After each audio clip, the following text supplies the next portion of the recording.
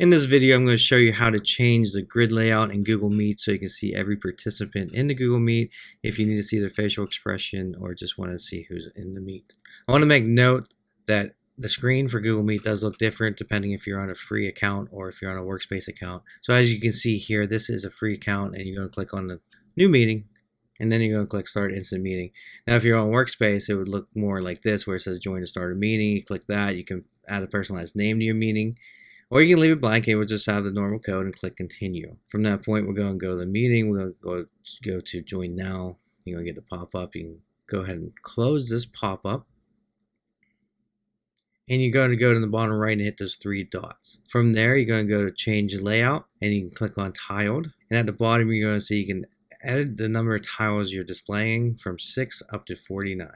That's how simple it is to change it. Hopefully this helps out, and I'll see you in the next one.